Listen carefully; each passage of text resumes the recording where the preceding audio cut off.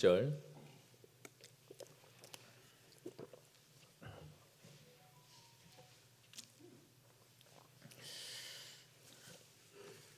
교독하겠습니다. 제가 1절 읽겠습니다.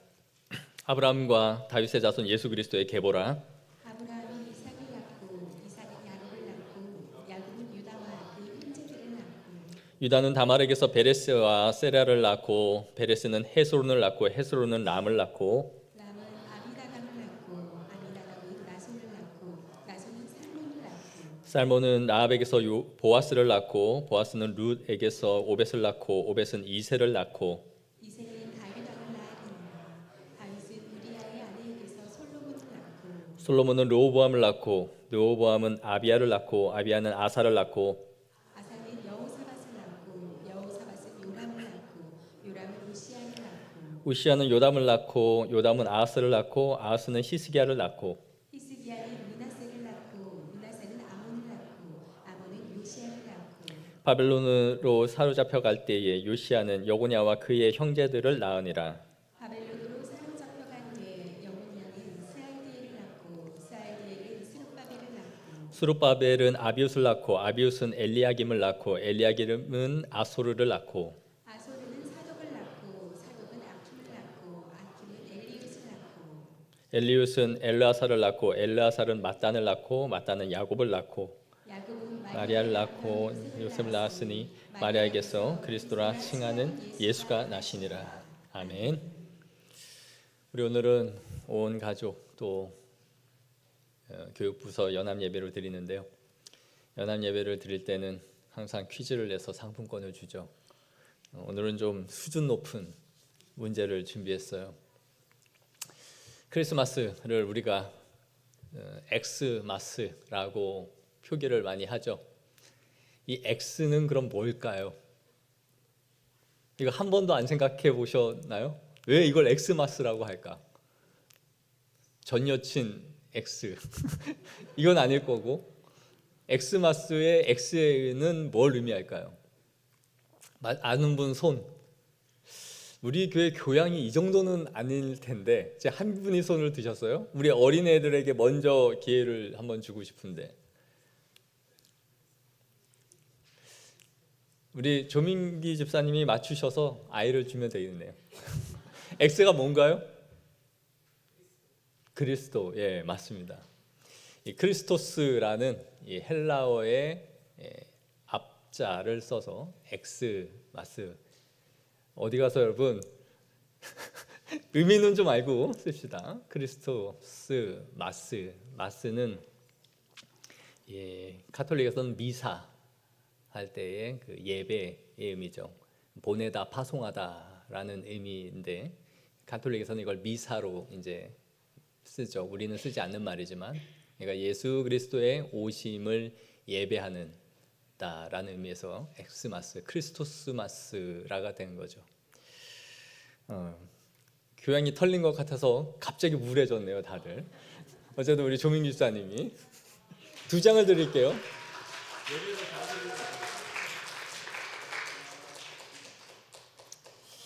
아이들에게 잘 전달하겠죠? 먹지는 않을 거라 생각하고. 대부분의 나라에 이 건국 신화들이 있죠. 우리나라는 그 곰과 곰이 마늘과 쑥을 100일 동안 먹고 사람이 됐다라는 이야기입니다. 로마는 로를무스와 레무스라는 이 쌍둥이 형제가 있었는데 그들이 버려졌고 그 버려진 아이를 늑대가 데려다가 키워서 젖을 먹여 키웠다. 그래서 로마라는 나라가 탄생했다라는 신화를 갖고 있습니다. 또 신라는 이 박혁거세라는 사람이 알에서 태어난 신화를 갖고 있죠. 우리나라나 이런 나라만 있는 게 아니고 그리스나 또 중국에도 다 이런 신화가 있습니다. 이런 신화들은 도대체 왜 만들어내는 걸까요? 아마도 이런 우리는 참 대단한 민족이다라는 그 자긍심을 주려고 만들었을 거예요. 우리는 비범한 민족이야. 그래서 어려움과 역경이 있어도 이렇게 대단하게 나온 민족이기 때문에 자긍심을 가지고 우리는 이겨내자. 우리의 민족은 뛰어나다. 이런 것을 나름대로 고취시키려고 이러한 신화들이 나왔겠죠. 이런 시각에서 오늘 성경을 보면 어떻습니까? 오늘 본문은 족보를 시작하죠. 우리가 알지 못하는 여러 사람들의 이름이 나오고 나코를 계속 반복하고 있습니다.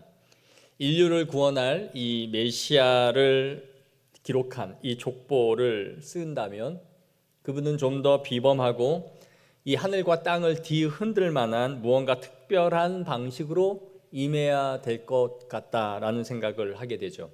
그런데 오늘 성경은 전혀 그런 게 없습니다. 그냥 예수님의 탄생을 알리는 특별한 방법이 없이 나코를 반복하고 있어요. 성경에 보면 별을 보고 동방박사들이 찾아갔다라는 이야기가 기록되어져 있지만 그것은 그들만의 이야기예요. 온 세상이 메시아가 오심을 알았다거나 그에게 경배했다라는 기록이 없습니다. 그분은 너무 초라하게 오셨고 말구유에 태어나셨어요. 그런데 오늘 족보를 보면 예수님의 이 탄생이 특별하고 비범한 것은 고사하고 평균 이하라는 것을 볼 수 있습니다. 평균 이하의 사람이었다. 성경에 나오는 족보는 사실 우리에게 달갑지 않죠.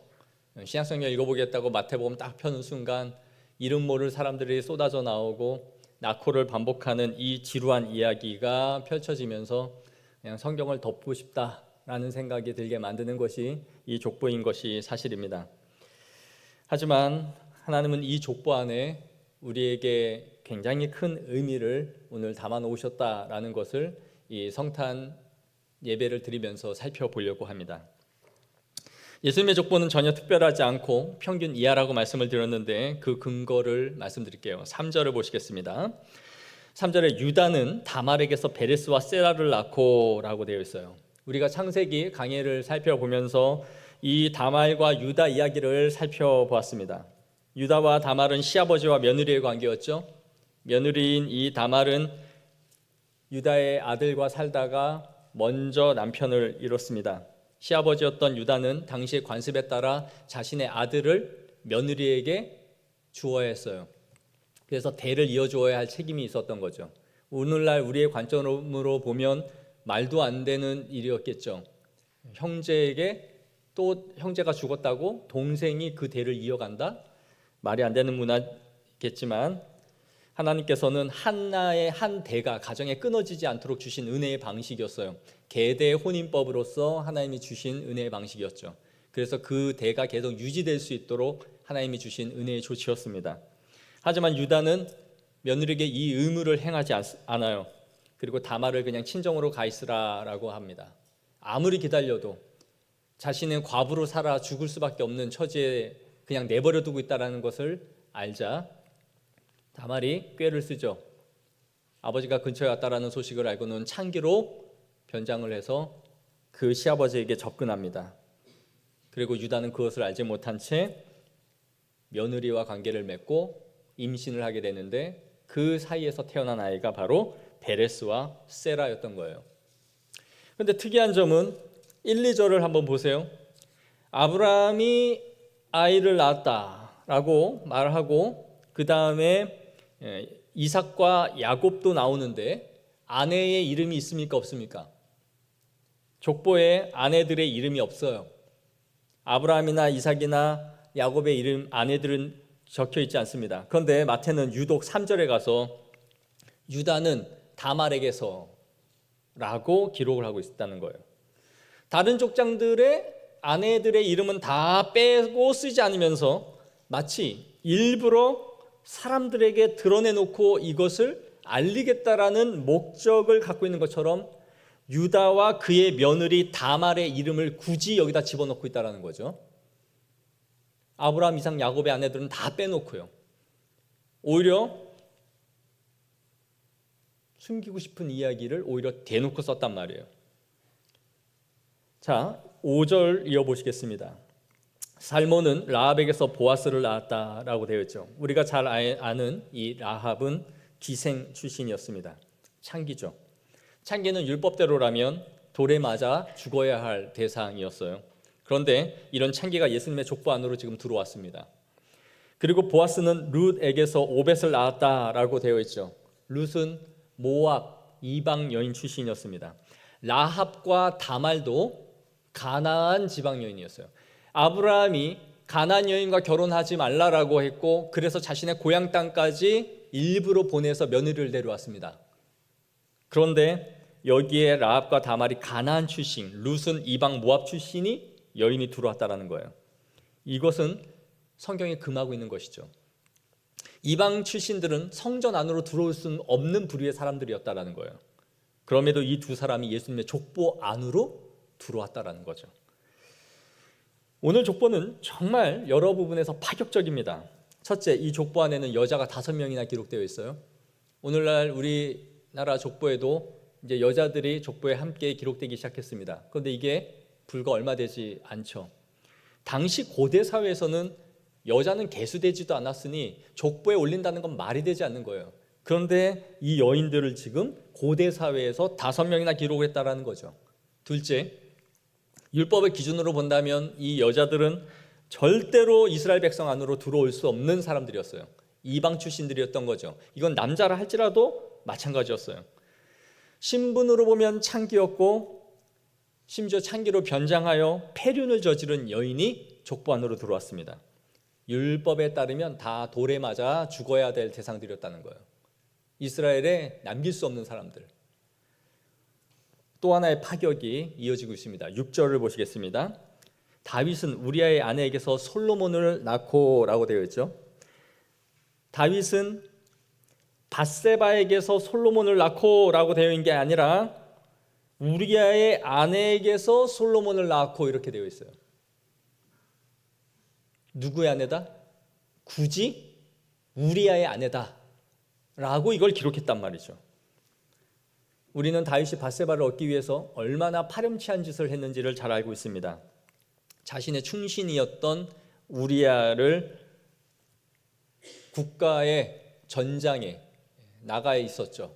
전쟁을 위해서 우리아가 싸우고 있을 그 상태에 혼자 집에 있는 그의 아내 밧세바를 데려다가 간음을 했고 임신을 시켰습니다.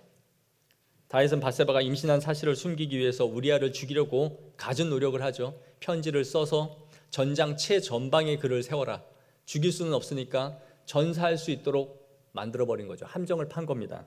죽을 수밖에 없도록 그를 전장 선봉에 내세운 거예요. 그리고 결국 그를 죽게 만든 거죠. 왜요? 내가 그의 아내를 임신시켰다는 사실을 숨기기 위해서 그를 죽인 겁니다. 그리고 자신이 아내로 밧세바를 삼은 거죠. 오늘날 관점으로 볼 때 다윗은 청부 살인업자예요. 중대한 범죄자. 그것도 자신의 권력을 남용하면서 다른 사람을 죽인, 영화에서나 나올 법한 일을 다윗이 벌린 거죠. 하지만 성경은 예수님의 족보를 기록하는 이 첫 장에서 이 모든 사실을 여과 없이 써내려가고 있다는 거예요. 성경 기자는 그냥 쓰다 보니 그런 것이 아니라 일부러 작정하여 이 사실을 드러내고 있다라는 거죠. 굳이 우리의 아내 밧세바, 유다의 다말에게서 낳은 여인, 여자들을 다 빼다가도 여기서는 일부러 집어넣고 있는 거죠. 이들의 공통점은 율법대로라면 죽어야 되고 당시 사람들에게 종병은 고사하고 인정받을 수 없는 부류의 사람들이 이 족보 안으로 지금 다 들어왔다라는 겁니다. 그들이 추앙하고 최고의 왕으로 인정하는 다윗조차도 율법대로라면 죽어야 할 사람이었다라는 거예요. 만약 여러분의 가정 가운데 매우 불명예스러운 사람이 있다고 한다면 여러분은 어떻게 하겠습니까? 그걸 드러내놓고 말할 수 있을까요?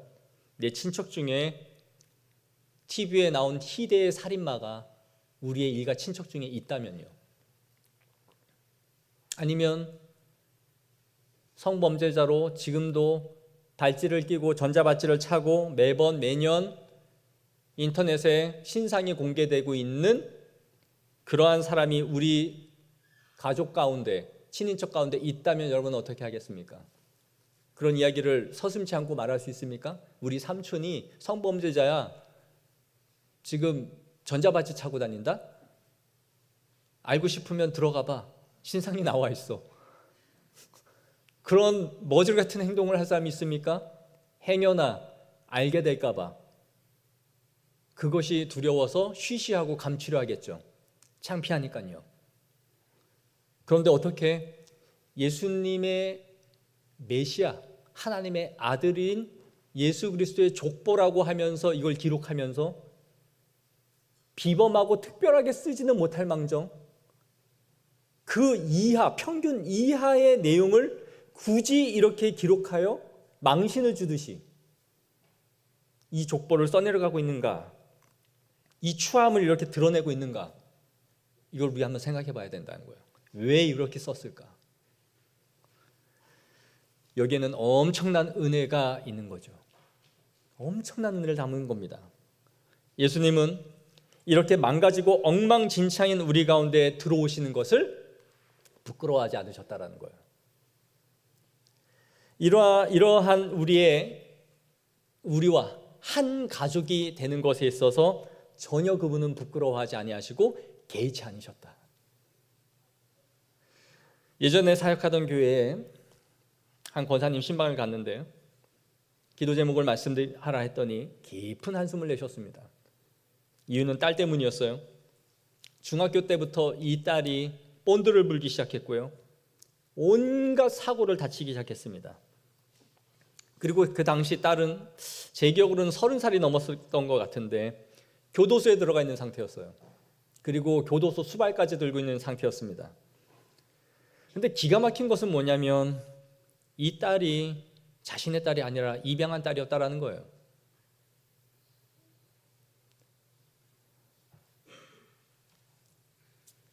자신이 입양됐다라는 사실을 안 때부터 탈선을 하기 시작했다라는 거죠. 입양을 할 때 이 아기를 데려오면서 어떤 마음을 가졌을까요? 나에게 큰 기쁨을 줄 것이다 라는 것은 고사하고, 이렇게 큰 괴로움과 고통을 내 인생 가운데 줄 거라는 것을 알았더라면 과연 이 아이를 입양할 수 있었을까요? 큰 후회를 했겠죠. 그러나 예수님이 이 땅에 오신 이유는 우리를, 이런 엉망진창인 우리를 하나님께 입양시키기 위하여 오셨다라는 거예요.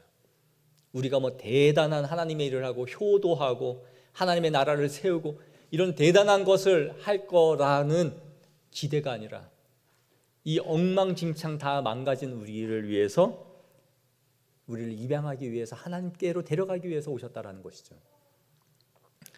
친자이시고 유일하신 아들 예수 그리스도를 통해 버려지고 망가진 우리들을 하나님께 입양하여 주님의 자녀가 되게 하시기 위해 오신 겁니다. 족보에서 보여주듯이 이 망가진 폐륜, 이 망가진 가족사, 이 부끄러운 가족사 안으로 예수 그리스도가 들어오셔서 한 일원이 되어주시고 우리의 가족이 되어주신 거죠. 예수님이 이것을 부끄러워하지 아니하시고 우리 안으로 오셨다라는 거예요. 이것이 오늘 본문에서 보여주고 있는 엄청난 큰 은혜인 것이죠. 예수님이 오심이 기쁜 이유가 무엇입니까? 오늘 이 족보에서 보여주는 것처럼 예수님의 구원은 선인이나 악인 모두에게 배제되지 않고 열어주신 길이다라는 겁니다. 바로 그 윤리적인 사람에게만 구원을 내민 하나님의 손길이 아니죠. 우리에게는 그런 기준이 있지만 하나님 보시기에는 우리 모두가 죄인일 뿐이에요. 다윗이나 아브라함이나 다 똑같은 죄인일 뿐입니다. 그런 우리를 가족으로 받아들이신 것이에요. 그래서 기독교는 수양이나 조건을 만드는 종교가 아닙니다. 우리의 구원을 이루기 위해서 스스로 노력을 하고 무언가를 쟁취하고 하나님이 나를 받아주실 만한 어떤 조건을 만들어 놓으면 하나님이 좋다, 이제 너를 구원해 줄게 하는 그런 종교가 아니라는 거예요. 하나님이 먼저 임하시고 우리에게 찾아오신 거예요. 우리가 아직 죄인 되었을 때에 하나님께서 그의 아들을 우리에게 보여주심으로 말미암아 하나님께서 우리에 대한 자기의 사랑을 확증하신 거예요. 망가지고 부서진 우리에게 아무 조건 없이 손을 내미신 거죠. 화해의 손길을요. 그래서 이걸 우리는 뭐라고 말합니까? 은혜라고 말하는 거예요. 받을 수 없는 자에게 거저 베푸시는 하나님의 긍휼, 은혜라는 거예요. 그래서 기독교는 은혜의 종교예요. 이 세상에 있는 모든 종교는 보응이며 인과응보입니다. 내가 신에게 어떻게 하는 만큼 신이 감격하여 나에게 무언가를 내려주는 종교예요. 그러니 가서 108번이라도 엎드려야 되고 천일제를 해야 되고 뭐라도 해서 신의 마음을 감복하면 그 신이 우리에게 무언가를 해주는 신인 거죠. 그러나 우리의 구원은 그런 구원이 아니죠. 하나님이 거저 베푸시는 은혜요, 우리에게 찾아오시는 것입니다. 그것이 성육신, 인카네이션, 이 땅 가운데 강림하신 바로 성탄 예배인 거예요. 예수님이 이 땅에 강림하신 것은 아브라함에게 주신 언약의 성취였습니다. 우리 창세기 3장 15절 말씀 다 같이 읽겠습니다. 시작.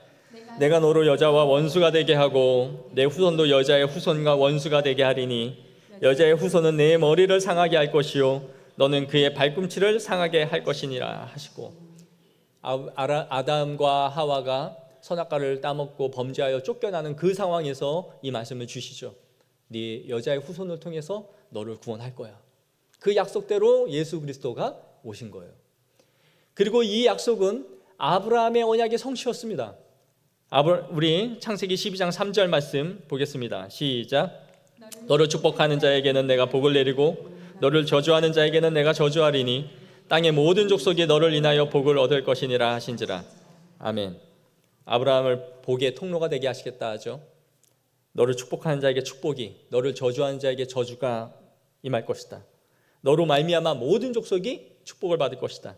이 말씀은 바로 그의 후손으로 오실 예수 그리스도를 통하여 완전하게 성취되는 거예요. 예수 그리스도를 믿음으로 받아들이는 모든 자들에게 복이 임할 것이고 그를 거부하고 밀어내는 자들에게 저주가 임할 것이다. 그 말씀을 우리에게 선포해 주신 것이죠.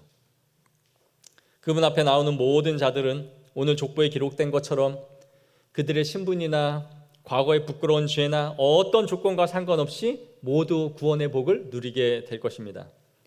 그러므로 그분은 하늘의 영광이요 그의 백성들에게 임한 진정한 평화이신 것이죠. 많은 곳에서 성탄절 행사를 하고 기독교라는 이름으로 축하 메시지를 전할 겁니다. 평화로 임하신 예수님을 기억하며 이 땅의 전쟁이 멈추고 모든 고통과 억압받는 사람들에게 빛과 사랑을 전해주도록 합시다 라고 정치인이나 추기경이나 이런 사람들이 축하의 메시지를 전하겠죠. 그러나 진정한 자유와 평화는 그런 방식으로 임하지 않을 겁니다. 그렇게 원하지만 그 메시지 때문에, 그 말 한마디 때문에 이 세상에 전쟁이 종식되는 일은 없을 겁니다. 성탄절의 진정한 복은 우리에게 구원의 문이 열렸다라는 거예요. 하나님께 갈 수 없는 그 길이 열렸다라는 거예요. 전쟁이 없어지고 기근이 없어지고 헐벗고 굶주린 사람들이 먹고 마실 수 있는 길이 열린 것에 국한되는 것이 아니라 하나님께로 천국으로 갈 수 있는 길을, 예수 그리스도의 피길을 밟고 걸어갈 수 있는 길을 우리에게 주셨다라는 거예요. 세상은 평화와 자유를 말하지만 예수님을 통해서만 이 땅에는 진정한 자유를 얻을 수 있는 것입니다. 구약에는 희년이라는 게 있죠. 희년이 뭡니까? 6년이 지나 7년째에 안식년을 주고 안식년이 7번 되는 50년째에 희년이라는 것을 주죠. 왜 이런 일이 생깁니까? 사람은 살다 보면 빚도 지게 되고 그래서 내 가산, 내 땅도 팔게 되고 그 당시에는 내 자녀들도 또 노예로 끌려가게 되고 돈이 없으니 저당 잡혀서 그걸 갚기 위해 온 가족이 뿔뿔이 흩어지는 일이 벌어지죠. 그러니 희년이 되면 다시 그걸 원상복귀 시켜주는 희년을 만들어준 겁니다. 하지만 50년째 희년이 돼서 모든 것이 회복이 되었다 한들 이런 일이 반복되지 않을까요? 죄 많은 인간들은 또 누군가의 땅을 저당 잡을 것이고 노예가 되는 일이 발생할 것이고 자녀를 잃는 일들이 발생할 거예요. 그래서 또다시 누군가는 50년째 희년을 기다리겠죠. 일생에 한 번 정도밖에 오지 않는 그 희년을 말이에요. 성경에서 보여주고 있는 희년은 그리스도로 말미암아 우리에게 온전히 성취된다라는 것을 보여주는 것입니다. 예수 그리스도가 이 땅에 강림하심으로 말미암아 우리가 잃어버렸던 하늘의 본향을 회복하게 되는 것이고 사단에 붙잡혀서 질질 끌려가며 죄의 노예로 살고 있던 우리가 드디어 노예에서 해방되어 하나님께로 귀속되는 것입니다. 그렇기 때문에 하늘에는 영광이요 땅 위에 기뻐하시는 사람들 중에 임한 평화로다라는 고백이 우리에게 나올 수밖에 없는 것이죠. 성탄절은 누구나 즐겁고 들뜨는 날입니다. 누군가를 만나 선물을 줄 수 있고 즐거움을 나눌 수 있으며 가족 간에 모여서 외식을 할 수도 있습니다. 또 이타적인 사람이라면 누군가에게 도움의 손길을, 온정을 더 베풀어 줄 수도 있겠죠. 그러나 성탄의 진정한 의미는 내가 예수 그리스도와 한 가족이 되었다라는 데 있는 거예요. 내가 예수 그리스도의 그 족보 안으로 들어갔다라는 겁니다. 사랑하는 성도 여러분, 말씀을 맺겠습니다. 우리는 오늘 이 족보에 기록되어져 있는 불명예스러운 사람들이에요. 모압 족속이고 창기와 같고 살인 청부업자와 같은, 절대로 율법대로라면 이 족보에 들어갈 수 없는 사람들이 바로 우리 자신들이었다라는 것이죠. 하지만 예수님은 이런 우리에게 오셔서 우리와 한 가족이 되어주시는 것을 부끄러워하지 아니하시고 개의치 아니하셨다. 그리고 우리를 그 명예의 전당에 자녀로서 우리를 입양하여 그분의 족보 안으로 우리를 올려주신 사건이 바로 이 날인 것입니다.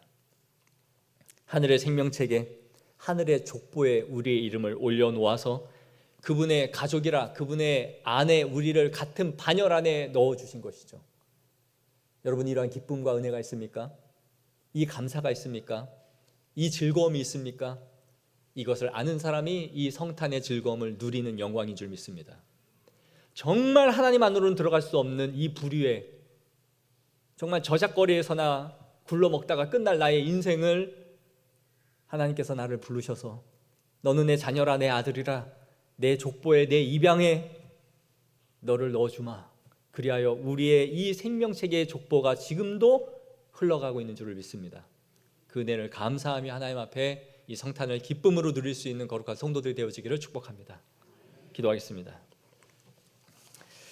하나님 감사합니다. 이 망가진 인생, 이 부끄러운 가족사 안에 주님께서 친히 들어와 주시고 우리를 주님의 자녀 삼아 주시어서 우리가 이 영광과 기쁨을 누리게 하여 주심에 진심으로 감사드립니다. 하나님, 이 성탄절은 이 세상 사람들이나 그리스도인들이나 모두 즐기며 누리는 하루가 되겠지만 우리에게는 그 의미와 기쁨이 무엇인지를 알 수 있도록 주님 다시 한번 우리 마음에 새겨질 수 있는 그런 시간이 되게 하여 주옵소서. 왕으로 오신 하나님, 모든 영광과 존귀를 하나님 앞에 올려드리며 거룩하신 우리 주 예수 그리스도 이름으로 기도합나이다. 아멘. 네, 우리 광고 전